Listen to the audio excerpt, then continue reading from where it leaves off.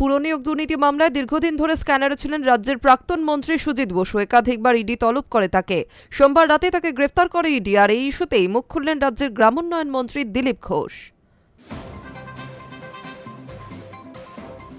পুর নিয়োগ দুর্নীতি মামলায় গ্রেফতার দমকল মন্ত্রী সুজিত বসু। সোমবার সকালে ইডির দফতরে হাজিরা দিয়েছিলেন তিনি। ম্যারাথন জেরা করার পর তাকে গ্রেফতার করে ইডি আধিকারিকরা। পুর নিয়োগ দুর্নীতি মামলায় দীর্ঘদিন ধরে ইডির স্ক্যানারে সুজিত বসু। অর্থের বিনিময়ে নিয়োগের অভিযোগ ছিল তার বিরুদ্ধে। একাধিকবার ইডি তলব করেছেন তাকে। সোমবার রাতে তাকে গ্রেফতার করে ইডি। অন্যদিকে মঙ্গলবার প্রাতঃভ্রমণে বেরিয়ে এই ইস্যুতে মুখ খুললেন রাজ্যের গ্রামোন্নয়ন মন্ত্রী দিলীপ ঘোষ। তিনি বলছেন, মানুষের টাকা চুরি করেছে, শাস্তি তো পেতেই হবে। আইন সকলকে শাস্তি দেবে, দুর্নীতিবাজরা কেউ ছাড়া পাবেন না, এমনটাই দিলীপ ঘোষের বার্তা। কোনো ব্যক্তি আমাদের কাছে গুরুত্বপূর্ণ নয়।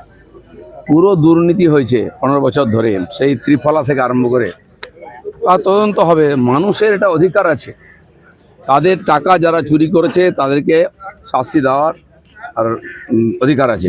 সেই জন্য সরকার এসছে, সরকারের দায়িত্ব দুর্নীতিবাজদেরকে আইনের সামনে নিয়ে আসা।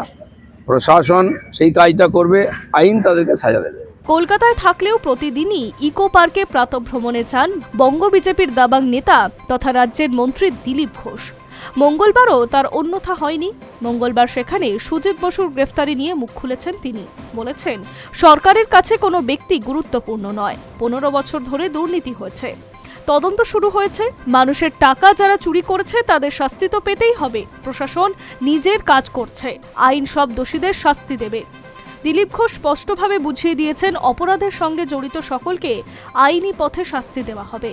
উল্লেখ্য, সোমবার টানা 10 ঘন্টা ম্যারাথন জেরার পর প্রাক্তন মন্ত্রী সুজিত বসুকে গ্রেফতার করেছে ইডি। রাতে সিজিও কমপ্লেক্সে ছিলেন তিনি। রাতে প্রথমে স্ত্রী ও মেয়ের রাতের খাবার ও ওষুধ নিয়ে সিজিওতে যান। জানা যায়, পরবর্তীতে ইডি আধিকারিকদের সুজিতবাবু জানান তার শরীর খারাপ লাগছে, শ্বাসকষ্ট হচ্ছে।